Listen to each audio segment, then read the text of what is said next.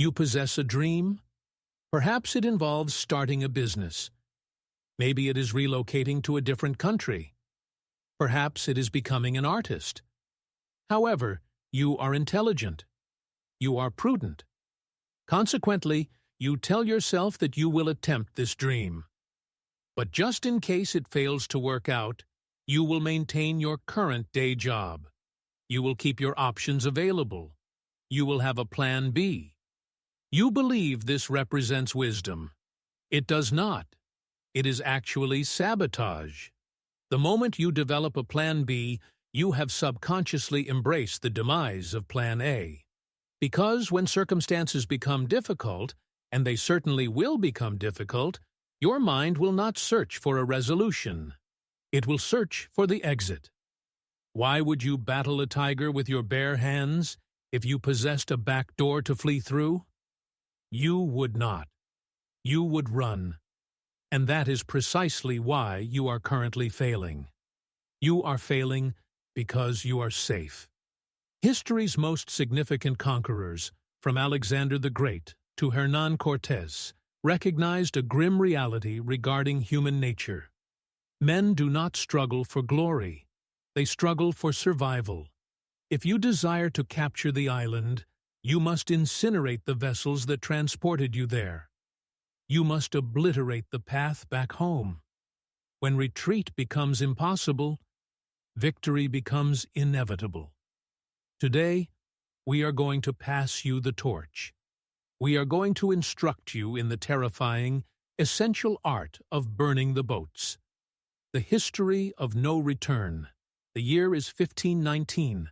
Hernán Cortés reaches the New World with 600 soldiers. They are frightened. They are outnumbered. They are confronting a savage Aztec empire. The soldiers are whispering about mutiny. They desire to return to Spain. They want to go home to their spouses and their warm beds. Cortés observes this. He understands that as long as the vessels are anchored in the harbor, his soldiers are only battling at 50% efficiency. Their hearts remain in Spain. Therefore, Cortés issues the command, "Burn them." The soldiers watch in terror as their solitary way home transforms into ash and descends into the sea.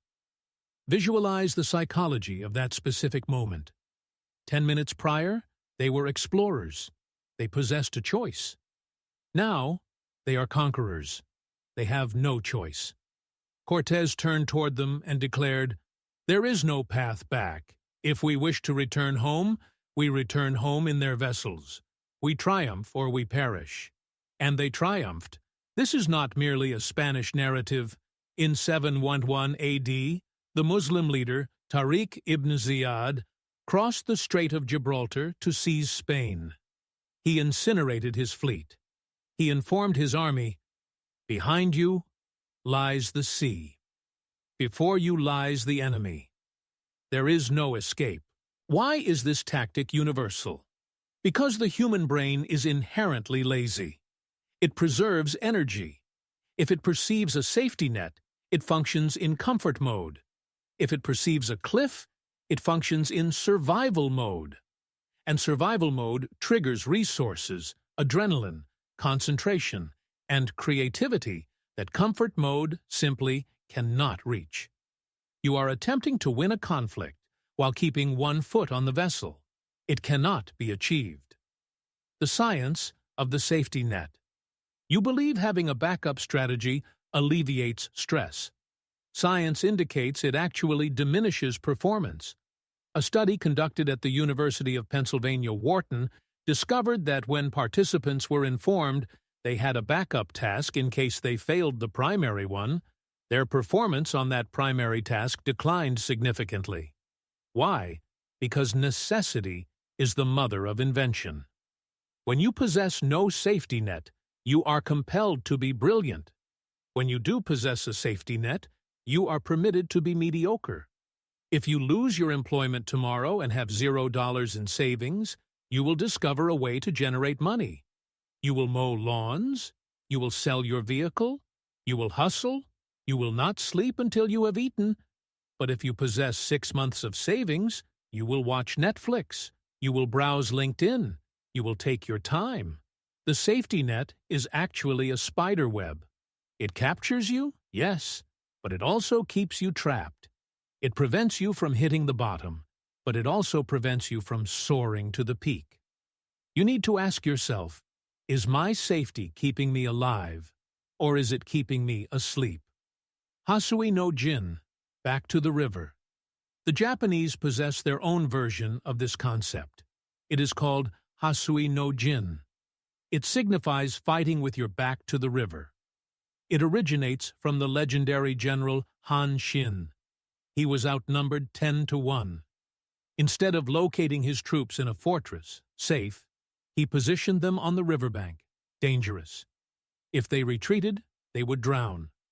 His advisors remarked, "General, this is suicide. The art of war dictates to surround the enemy, not yourself." Han Xin replied, "Place our soldiers in a position of death, and they will fight to live." The soldiers understood there was no running away. They fought like demons. They annihilated the opposition. This is the distinction between trying and must. When you try, you are testing the water. When you must, you become the water. Examine your goals. Are they nice to haves, or are they must-haves? If you wish to learn Japanese, but everyone speaks English to you, you will never learn. If you relocate to rural Japan, where nobody speaks English, you will learn in 6 months. The environment of inevitability generates the skill. You must engineer a situation where failure is more agonizing than success. The greatest enemy of long-term success is decision fatigue. Every day you wake up, you have to redecide to pursue your goal. Should I go to the gym today? Or am I too exhausted? Should I work on my business or watch television? This constant negotiation drains your willpower. Burning the boats removes the negotiation. When Cortés burned the ships, nobody woke up the following morning and asked, "Should we return to Spain today?" The question was irrelevant. The option did not exist. They could concentrate 100% of their energy on, "How do we move forward?" instead of 50% on, "Should we go back?"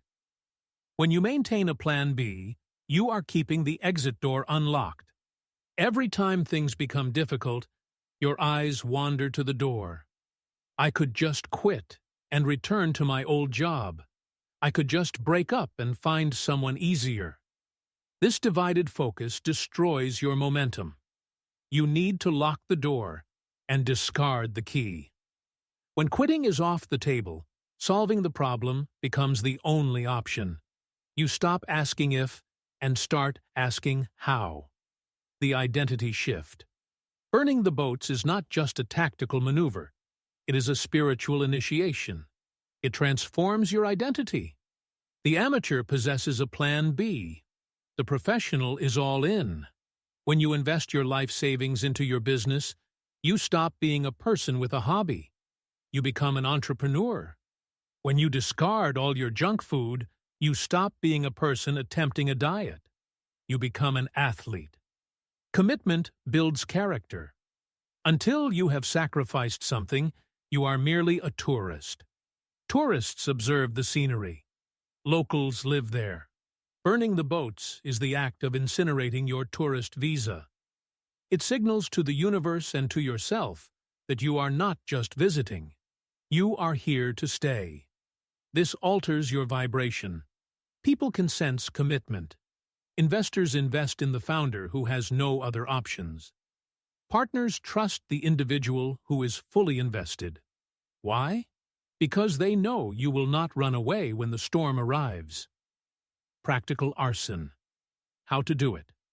Okay, this sounds dangerous. Burn the boats does not mean being foolish. It does not mean you quit your job today with $0 and a baby on the way. That is not courage. That is negligence. But you must practice strategic irreversibility. You must make moves that are difficult to undo. Level 1, social arson, public commitment. Tell everyone. Post it on social media. Tell your parents. Tell your haters. I am running a marathon in 6 months. Now, if you quit, you face humiliation. You have used your social status as collateral. The fear of appearing like a failure will drive you when discipline fades. Level 2. Financial arson. The investment. If you want to learn a skill, purchase the most expensive course. If you want to get fit, hire the expensive trainer. Pay up front. Non-refundable. When you have skin in the game, you pay attention. We value what we pay for. If it is free, you will skip it. If it cost you $5,000, you will show up early. Level 3. The point of no return. The leap. This is the major one. Giving notice at the job. Booking the one-way ticket. Signing the lease. This creates the time vacuum. Suddenly, you have a deadline. You have bills to pay. The clock starts ticking. This pressure is the diamond maker. It forces you to grow up instantly. The phoenix from the ash. What happens if you burn the boats and you lose? What if Cortés had lost? Then he would have died a glorious death. But here is the secret. Even if you fail, you win. Because the person you become by going all in is superior to the person who played it safe. The person who played it safe learns nothing. He remains the same. The person who burned the boats and failed, he learned resilience. He learned how to handle terror. He learned his true limits. He rises from the ashes as a phoenix. He is stronger, smarter, and more dangerous for the next battle. Most people spend their lives protecting a boat that is slowly sinking anyway. Your safe job isn't safe. Layoffs. Your safe life isn't safe. Illness, accidents. You are going to die anyway. The boat is going to sink anyway. You might as well burn it yourself and use the fire to light your way to glory. The match is in your hand. You are standing on the beach. Behind you is the ocean of mediocrity you just crossed. Ahead of you is the jungle of your potential, and anchored in the water is your backup plan. It is whispering to you. It's scary out there. Come back. It's warm on the boat. We have Netflix.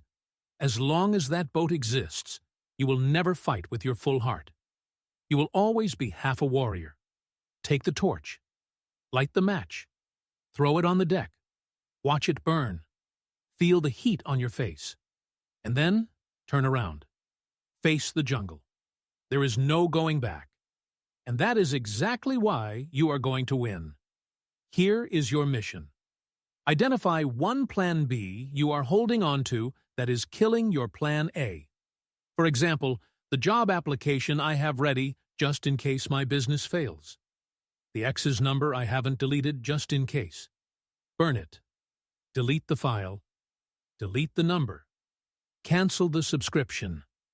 Make a move today that makes retreat impossible. Write what you burned in the comments.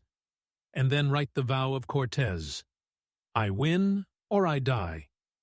If this story has changed the way you look at the safety nets in your life, please subscribe to our channel and like this video. We are excavating the history they tried to bury. Plant the seeds of your future. The next treasure will be revealed soon.